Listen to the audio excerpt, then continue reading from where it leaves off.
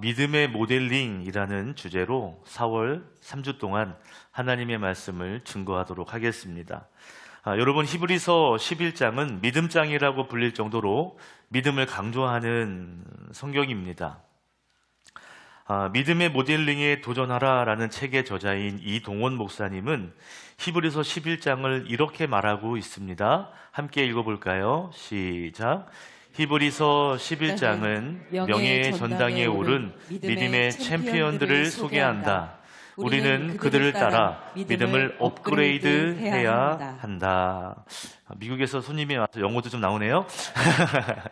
믿음의 챔피언들이, 명예의 전당에 오른 믿음의 챔피언들이 히브리서 11장에 소개되고 있다는 거예요. 그런데 우리는 그들을 따라서 우리의 믿음을 업그레이드, 성장시켜야 한다 라고 말하고 있습니다. 맞습니다. 히브리서 11장은 단순히 믿음이란 이런 것이다, 이 정도를 말하는 것이 아니죠.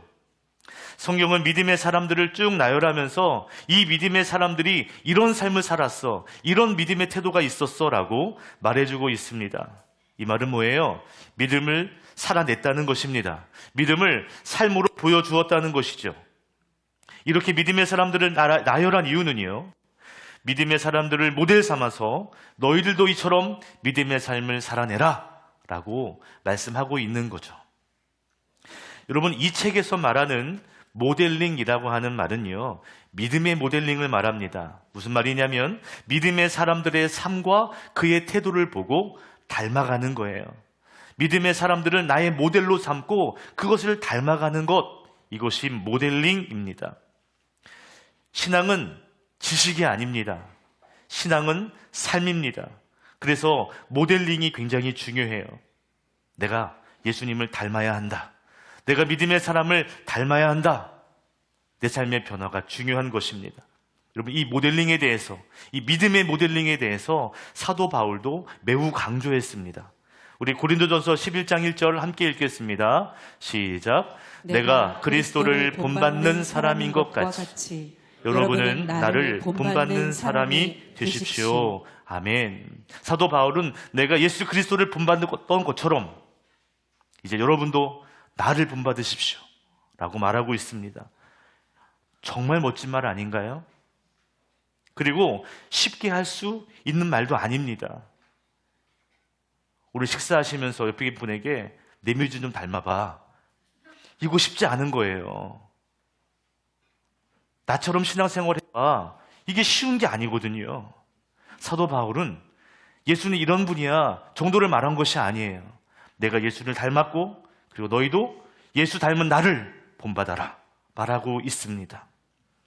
빌립보서 3장 17절도 말하고 있어요. 같이 읽겠습니다. 형제 자매 여러분, 다 함께 나를 본받으십시오.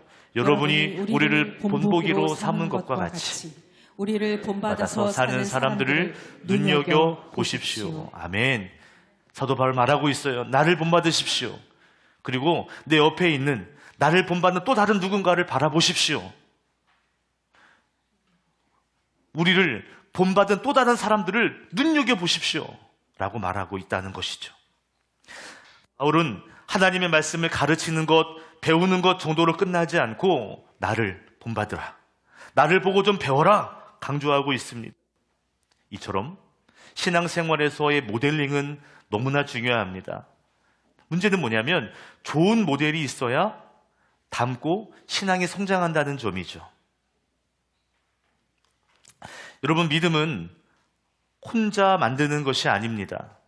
성경의 인물이나 옆에서 진실되게 신앙생활을 하는 그 성도들을 바라보면서 우리는 믿음을 배워가는 거예요. 누군가 그랬습니다. 인간은 모방하는 동물이다. 인간은 모방하는 존재다 그랬어요. 맞습니다. 우리는 좋은 모델을 선정하고 그를 본받음으로써 우리의 믿음을 업그레이드 시켜야 하는 것이죠. 사도 바울처럼 이렇게 말해야 합니다. 내가 예수를 본받는 사람인데 여러분도 나를 좀 본받으십시오. 이렇게 말할 수 있는 믿음의 모델링이 저는 우리 교회 안에 많이 일어나기를 주님의 이름으로 축원합니다. 아멘. 믿음의 모델링이 중요해요. 자, 그렇다면 여러분, 오늘 성경에서 보여주는 모델이 누굴까? 오늘 본문에서 소개하는 믿음의 사람은 누굴까요? 13절의 시작은 이 사람들이라면서 복수를 말하고 있습니다. 이 사람들은 누굴까요? 문맥적으로 보면 13절 위에 언급한 믿음의 사람들이겠죠. 어떤 사람이 있었냐면 예배를 진심으로 드렸던 아벨이 등장합니다. 하나님과 동행했던 에녹이 등장하고요. 방주를 만들었던 노아가 등장합니다. 믿음의 조상이라고 불리는 아브라함, 그의 아내 사라, 그리고 그의 아들 이삭, 그리고 이삭의 아들 야곱까지 이야기합니다. 이 사람들이라고 했으니 이 여러 명의 사람들을 의미하는 것이기도 하죠. 그런데 오늘 본문 13절에서 16절 그 위에 보면 아브라함의 이야기가 나오고요. 오늘 본문 밑에 17절에도 아브라함이 나와요. 그러니까 오늘 본문 위에도 아브라함, 밑에도 아브라함이라면 그러면 이 사람들 가운데 대표 모델이 있다면 바로 아브라함이라고 할 수가 있는 것이죠. 즉 아브라함이 대표 모델이라고 할 수 있어요. 실제로 오늘 본문은 아브라함이 살았던 삶과 매우 흡사합니다.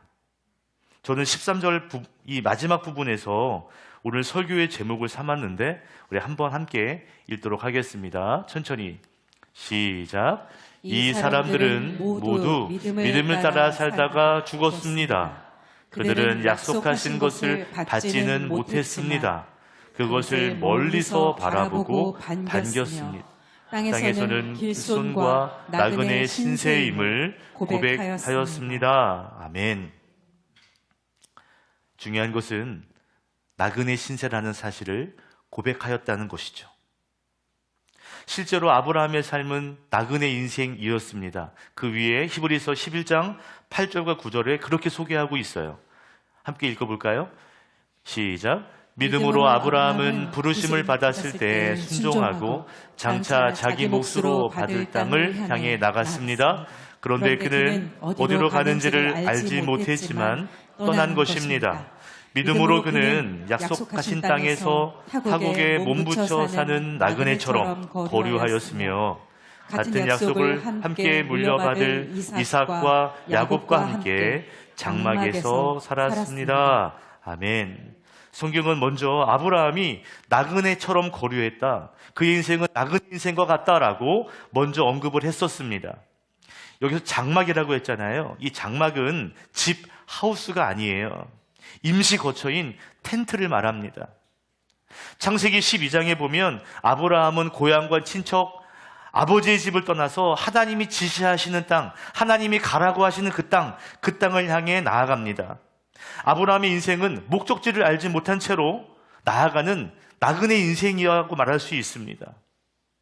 근데 여러분, 나그네 인생이라고 해서 아브라함이 평생 텐트만 치면서 살았다, 이 얘기를 하는 것이 아니죠. 성경이 말하는 나그네 인생이라는 것은요, 그의 정체성이 나그네였다는 거예요. 그는 나그네 인생을 고백했다 그랬잖아요. 그 안에는 나그네의 정체성이 있었다는 것입니다. 여러분, 아브라함이 그냥 단순히 떠돌아다니는 사람, 이 정도를 말하는 것이 아니에요. 하나님의 약속을 계속 쫓아 나아갔다는 것입니다. 환경이 비록 어렵고 환경이 비록 눈에 보이지 않는 상황이 펼쳐지지만 목적지도 알지 못하지만 아브라함은 그 하나님을 바라보면서 그 약속을 쫓아 나아갔다는 거예요. 뒤로 물러가지 않았다는 것이죠. 보장된 그 집을 향해 나아가지 않고 하나님을 향해 나아갔다는 것입니다. 이것이 나그네에 대한 마음이었어요. 그렇다면 우리가 모델링해야 할 이 아브라함의 믿음, 그의 모습은 어떻을까요? 어떤 것일까요? 제가 말씀을 묵상하다가 13절 말씀이 제 눈에 팍 들어왔어요. 13절을 제가 읽겠습니다. 이 사람들은 모두 믿음을 따라 살다가 죽었습니다. 그들은 약속하신 것을 받지는 못했지만 그것을 멀리서 바라보고 반겼으며 땅에서는 길손과 나그네 신세임을 고백했습니다. 히브리 저자는 말합니다.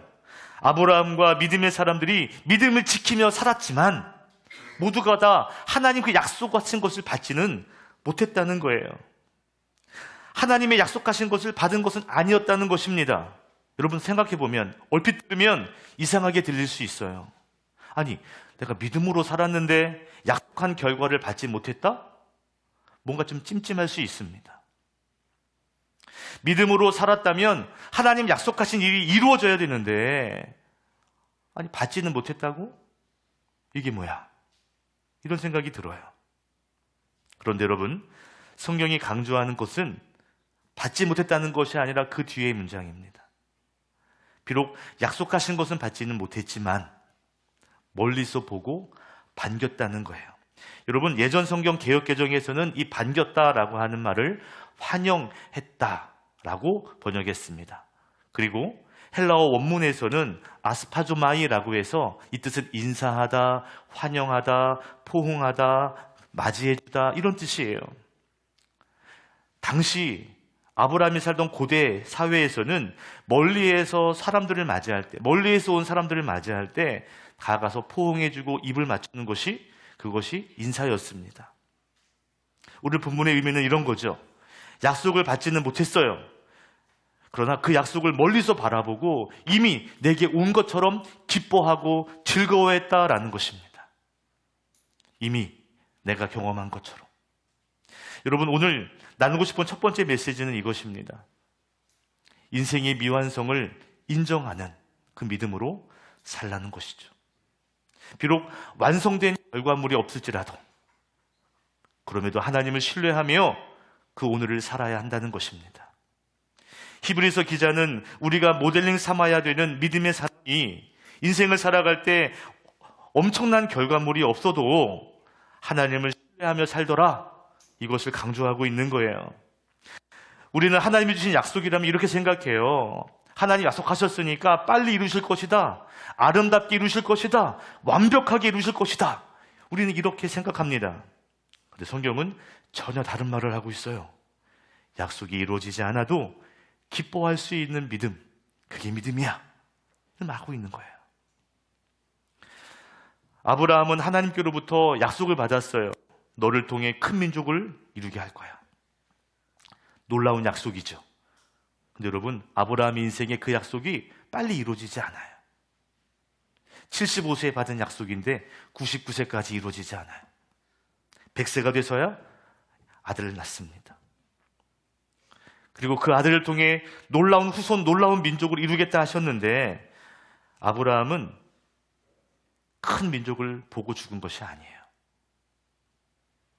아브라함에게 약속의 땅을 주겠다, 언약을 받았지만, 언약하셨지만 그는 목적지를 알지 못한 채 여러 지역을 돌아다니다가 결국 텐트를 치고 장막을 치며 나그네 인생을 살았습니다.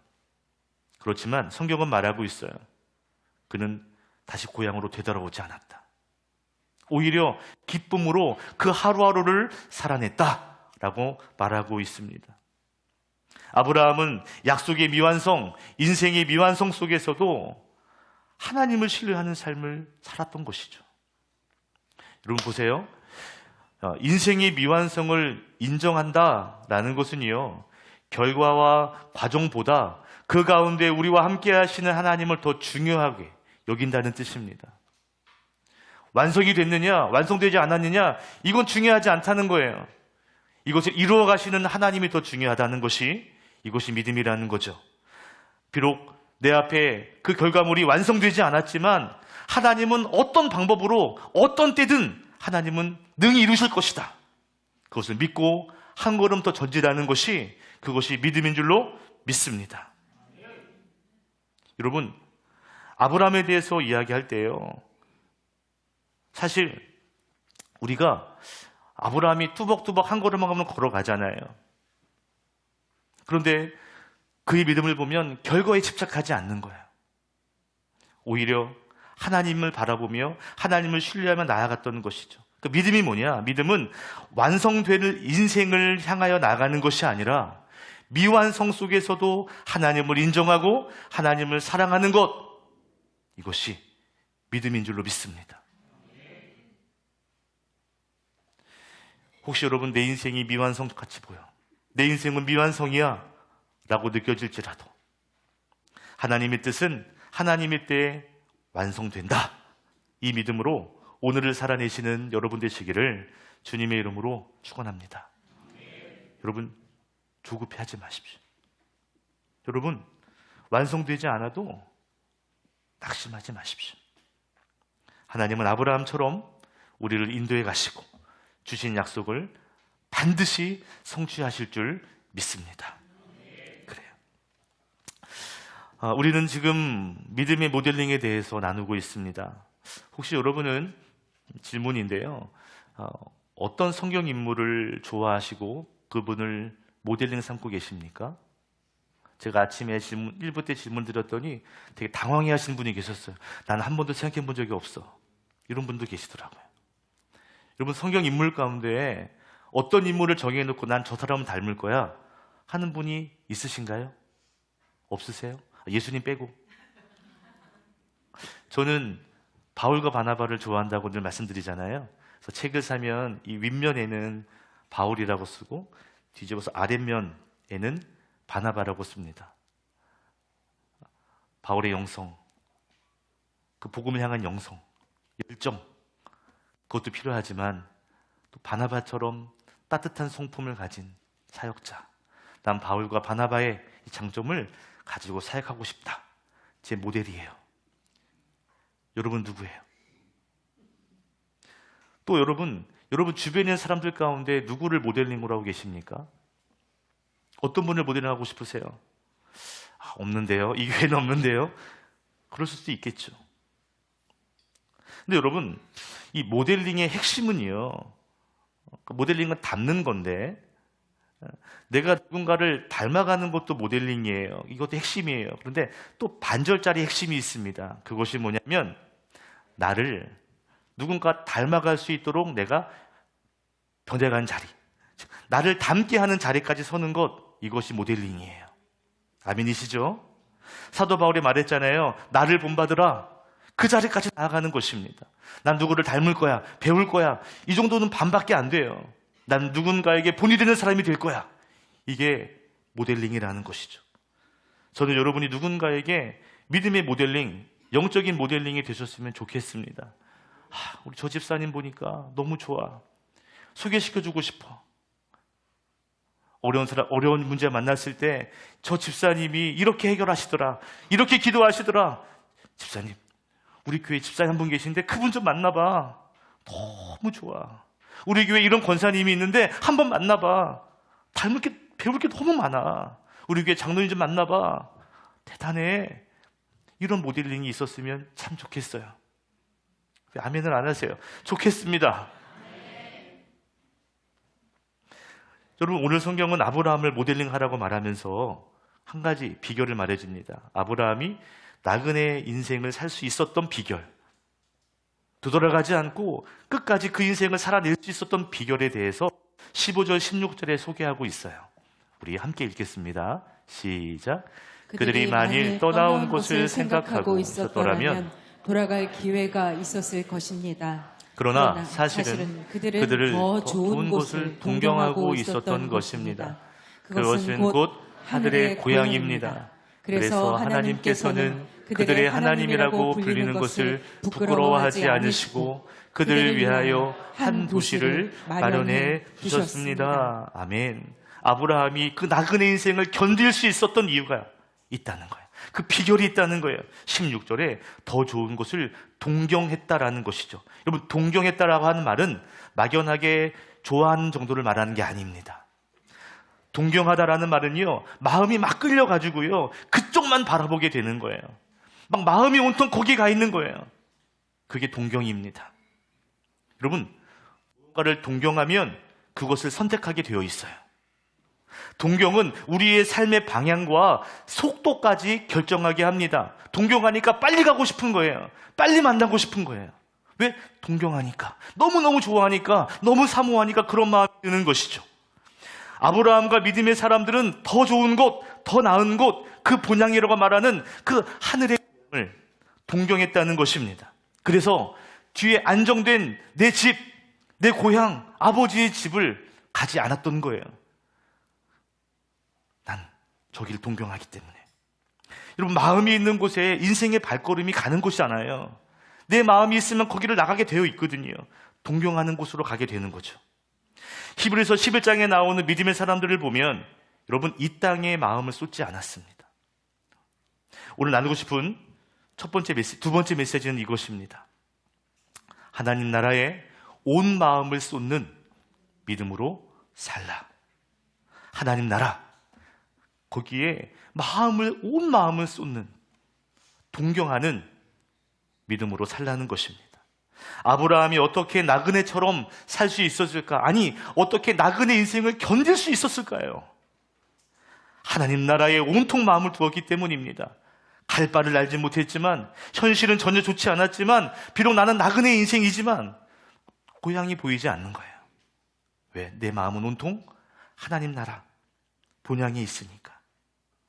히브리서 11장에 나오는 믿음의 사람들 잘 보십시오. 이 땅, 이 현실에 마음을 두지 않아요. 오히려 하나님과 하나님의 나라에 온 마음을 쏟았습니다. 성경은 더 좋은 곳, 더 나은 곳, 하늘 고향이라고 말하고 있죠. 이 고향은 하나님이 임재하시고 하나님의 역사하시고 하나님의 통치하시는 그곳입니다. 하나님이 주인 되시는 그곳. 그 하나님이 계신 그곳에 마음을 쏟으니까 이 땅에 집착하지 않는 거죠. 이 땅에 집착하지 않으니까 자연스럽게도 결과에도 연연하지 않는 거예요. 이 땅의 결과가 중요하지 않거든요. 기준이 세상이 아니라 하나님이기 때문에 어떤 상황에도 그들의 마음은 무너지지가 않았던 거예요. 그들은 하나님과 하나님의 나라 본향을 보았습니다. 그래서 믿음의 걸음을 멈추지 않았습니다. 결국 놀랍게도 하나님은 그들의 발걸음, 그들의 삶을 인정하셨습니다. 여러분 보세요. 우리는 보통 아브라함을 생각하면 아브라함의 믿음의 조상하면 딱 떠오르는 이야기가 뭐죠? 이삭 이야기. 하나님께서 100세에 얻은 그 아들 이삭을 번제물로 바치래요. 근데 아브라함이 어떡하죠? 바치려고 합니다. 대단한 믿음이죠. 너무나 귀한 믿음이죠. 우리가 16절까지 읽었지만 그 다음 장 17절에 그 이야기가 나와요. 근데 재미있게도 성경은요, 아브라함이 자기 사랑하는 독생자 아들을 번제물로 바치려고 하는 그 이야기는 17절 한 절로 짧게 소개합니다. 그런데 아브라함이 갈 바를 알지 못하고 오랫동안 나그네 인생을 살며 하루하루 분투했던 그 삶, 한 걸음 한 걸음 흔들리지만 그럼에도 불구하고 나는 하나님을 향해 나갑니다. 하나님, 내가 하나님 바라보며 걸어갑니다. 뒤돌아가지 않겠습니다. 이 믿음으로 한 걸음 한 걸음 나갔던 그 삶, 분투했던 그 삶, 그 삶을 성경은 믿음의 삶이라고 강조하고 있다는 것이죠. 16절에 이렇게 말합니다. 하나님께서는 그들의 하나님이라고 불리는 것을 부끄러워하지 않으셨다. 이 말이 뭐죠? 나는 저 아브라함과 관계가 있는 사람이야. 나는 저 사람의 하나님이야. 나는 저 사람의 아버지야. 라는 것을 인정하는 것이고 자랑하는 거예요. 하나님은 아브라함의 인생을 자랑스러워했습니다. 부끄러워하지 않았습니다. 여러분, 아브라함의 삶이 완벽해서가 아니에요. 아브라함의 삶은 흔들리는 삶이 있었습니다. 아브라함의 삶은요, 현실 속에서 혼란스러운 삶도 있었어요. 그런데 하루하루 하나님을 바라보며 한 걸음씩 한 걸음씩 분투하는 그 삶, 하나님과 하나님 나라에 집중하는 그 삶, 그래서 하나님께 자기의 마음을 쏟아내는 그 삶, 완벽하진 않지만 마음을 쏟아내며 걸어 나오는 그 삶을 보면서 내 아들이야, 난 자랑스러워 라고 말하고 있다는 거예요. 칼을 들고 아들 죽이려고 하는 모습 대단하죠. 멋지죠. 그러나 하루하루를 분투하며 하나님께 나아가는 그 삶을 하나님은 인정하고 계시더라는 것입니다. 하나님을 향해 우리의 마음을 쏟아놓을 때 그러한 사람들을 하나님께서는 인정해 주실 줄로 믿습니다. 우리의 믿음이 완벽해서 인정하는 것이 아닙니다. 흔들리는 상황에서도 우리의 마음을 하나님께 쏟아냈기에 하나님은 그것을 인정해 주신다는 거죠. 여러분, 우리가 믿음의 모습을 지키며 하루하루를 분투하며 산다면 하나님은 우리를 인정해 주실 줄로 믿습니다. 칭찬하실 줄 믿습니다. 그리고 더 큰 복을 허락해 주실 줄로 믿습니다. 오늘 아브라함의 삶을 이 나그네 인생을 묵상하는데 찬송가가 한 가사가 떠올랐어요. 찬송가 491장입니다. 저 높은 곳을 향하여. 어쩌면 우리가 저 높은 곳을 향하여 날마다 나아가는 성도 아닐까요? 1절의 가사는 이렇습니다. 저 높은 곳을 향하여 날마다 나아갑니다. 내 뜻과 정성을 모아서 온 마음을 쏟아서 날마다 기도합니다. 내 주여 내 맘 붙드사 그곳에 있게 하소서. 그곳은 빛과 사랑이 언제나 넘치옵니다. 우리 한번 불러볼까요? 저 높은 곳 날마다 아멘. 내 뜻과 정성 모아서 날마다 기도합니다. 내 주여 내 맘 붙드사 그곳에 있게 하소서. 그곳은 빛과 사랑이 언제나 넘치오니.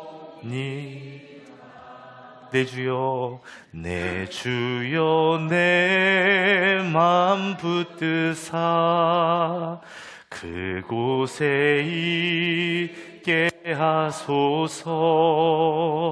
그곳은 빛과 사랑이 언제나 넘치옵니다. 아멘. 우리는 저 높은 곳을 향하여 날마다 나아가는 믿음의 성도인 줄로 믿습니다. 이 찬양의 가사를 가지고 살았던 인물이 떠올랐어요. 다니엘입니다. 바벨론 포로로 끌려간 다니엘은 완전히 이방 땅에서 살았습니다. 바벨론은 자신의 나라가 아닙니다. 바벨론은 자신이 자란 문화와 전혀 다른 문화를 가지고 있습니다. 바벨론은 자기에게 유리한 환경도 아니었습니다. 다니엘은 철저히 나그네였습니다. 그런데 다니엘은요, 그곳에서 그 바벨론의 문화와 그 사회에 타협하지 않았습니다. 하나님을 향한 삶 포기하지 않았습니다. 끝까지 하나님께 마음을 쏟아내며 살았습니다. 심지어 사자굴에 들어가는 상황에서도 하나님을 선택하는 사람, 하나님께 온 마음을 쏟는 사람, 그 사람이 다니엘이었습니다. 다니엘은 마치 이 땅에 속하지 않은 사람처럼 하나님과 하나님 나라에 온 마음을 쏟으며 살았다는 것이죠. 결국 하나님은 그런 다니엘을 인정해 주시고 나그네 현실이지만 그 가운데 가장 높은 그 나라의 2인자가 되게 하셨습니다. 이것이 복음인 것 같아요. 이것이 하나님의 방식인 것 같습니다.